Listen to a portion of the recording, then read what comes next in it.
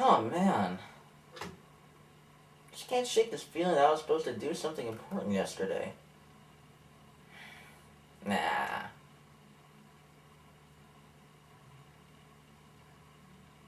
Oh.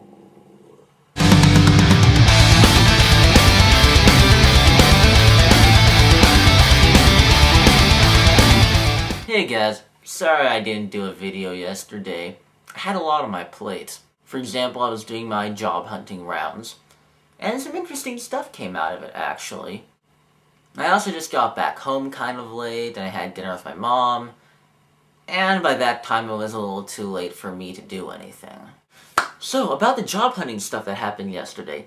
Pretty interesting and pretty lame at the same time. For example, that electronics distribution company that I mentioned that called me back, they decided not to interview me. At all. They were just like, nope, sorry. Well, whatever. Seemed a little incompetent anyways. One person said they couldn't find my name. One person said that my stuff was being reviewed by supervisors. One person said that it wasn't. One person said that they just weren't able to find out whether I would be called back or not. Kind of afraid that if they did hire me, one manager would think I had a certain set of hours, another manager would think I had a different set, and the third manager just wouldn't know that I worked there at all. Yeah, that's how incompetent these guys are. Yeah, whatever. I know it's just that one store. It doesn't represent the entire company. So the good news is that one of the places I've really been looking at is this game distribution company. Should I say really, the game distribution company. And they're going to be interviewing me tomorrow. You know, I forgot to mention what happened on Monday to me. Early Monday morning, like 1 o'clock in the morning, I was just about to get to bed when some friends texted me saying they were in the local area. I ended up hanging out with them, watched a couple of movies, and ended up staying awake for something like over 24 hours. That was fun. No, really, it was a lot of fun. We watched the original Batman movie with Adam West, and a concert DVD from a band called Lordi. L-O-R-D-I. Imagine Kiss, but instead of face paint, they dress up like zombies. They're pretty good stuff. I would definitely recommend that you listen to them. So yeah, as I said before, Wednesdays and Mondays are usually driving practice. Today, I don't have any, and that's why I have the time today to record this vlog. It's kind of a dumb reason why I'm not having the driving practice today. I don't really want to get into it, but suffice it to say that for a little while I might not have driving practice. Oh well, I can still be productive on those days. Oh man, I'm so productive. Yeah. Right. Time to change the topic again. I subscribe to a couple of magazines. These magazines are Game Informer and Wired. They both have a lot of interesting stuff that I like, and I recently got their latest issues. For example, they have a very long article about BioShock Infinite. If you've either heard this before, or you don't really want to hear anything about this for fear of spoilers and whatnot, click right here. Gonna click it? No? No, okay. My first instinct when reading about this is, why are they calling it BioShock? Doesn't take place in Rapture. Doesn't even take place underwater. Doesn't even take place in the 1950s. Doesn't have any of the enemies of the previous two games. Doesn't really have any of the characters of the previous games. So why are they calling it BioShock Infinite? The reason that they give is that, and I quote, BioShock has never been about a city. It's been about an idea. It's about going to a place that's mysterious and strange and learning about that place and the powers you can use. It's about how you interact with that environment and how you interact with those characters. That's a cop-out if I ever heard one. So what is BioShock Infinite about? BioShock Infinite is about a floating city called Columbia. It was built in the 1900s by the US government in order to show off America's technological power. Naturally, all the citizens freaking bleed red, white, and blue, and are a little xenophobic.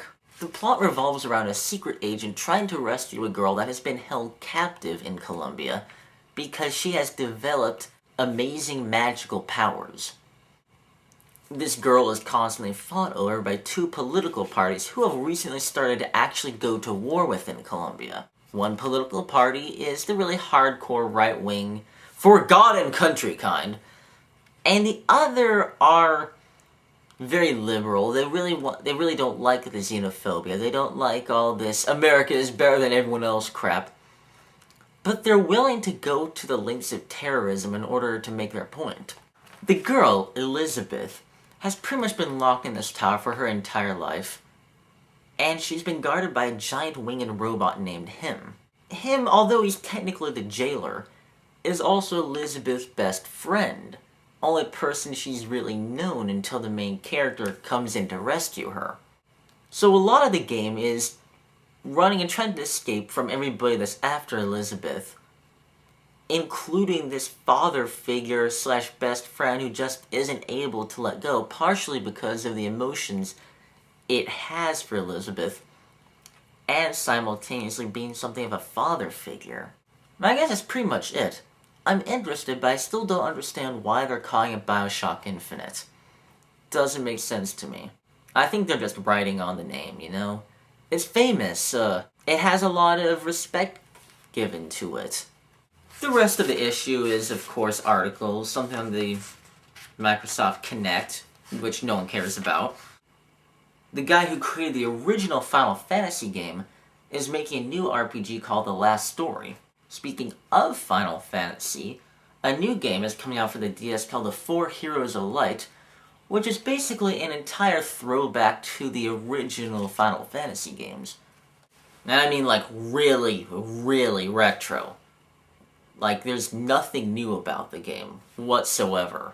Which would be good or bad depending on what you're looking for in an RPG. Then there's some actual reviews. Mafia 2 has been rated at 9. Halo Reach has been rated 9.5, of course. What's probably even less surprising is that StarCraft 2 has been rated a perfect 10. Birth by Sleep is rated an 8.5, you guys suck. Which is to be expected. And actually, I do want to touch on that subject. I did finally beat the original Kingdom Hearts game. I was going to go for the secret ending, but I decided not to.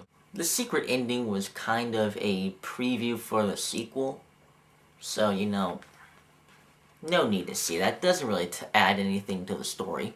But something that did surprise me in this issue is that Metroid Other M is apparently a pile of garbage. Samus has become a whiny git who actually takes orders instead of doing her own thing.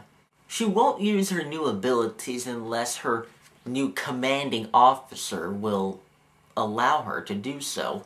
This month's Wired magazine. It's actually not that amazing. That's the thing about Wired. It's either really good or it really isn't. There's a whole series of articles about the apocalypse. Really tiny, short one-page things. They're only loosely connected, honestly. It's probably the most disappointing of these small, tiny articles is the short page on the Book of Revelations, and about how modern culture has been influenced by that final book of the Bible.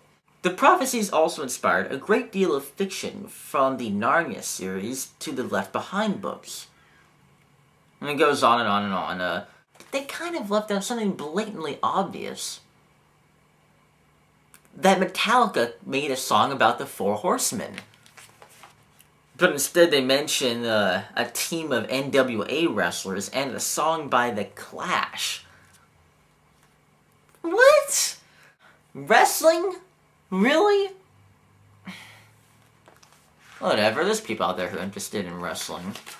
It's just that they had something so blatantly obvious that they entirely overlooked.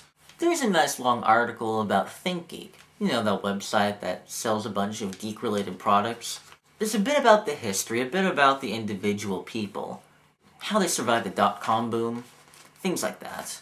The main article is about electric cars, and specifically the history of an upcoming company called Tesla. kind of bland, honestly. It's surprising because I really like electric cars and I hope to have one someday. There's something of a long article on the Facebook movie. Apparently Hollywood really gave it some tweaks to it. Turned it into something of a thriller/love story, something about betrayal. Hollywood will try and make anything dramatic. Seriously. Might as well check my Facebook while I'm here. What? She's dating who? Talking long enough. I don't have any driving practice today, but I do intend on being productive. At least somewhat. Once again, sorry that I'm late. But you know what, maybe 8 to 10 people watch this, so you know. I think I'm allowed to have a little leniency. Don't give me that look. I'll see you next time on Mecha Vlog.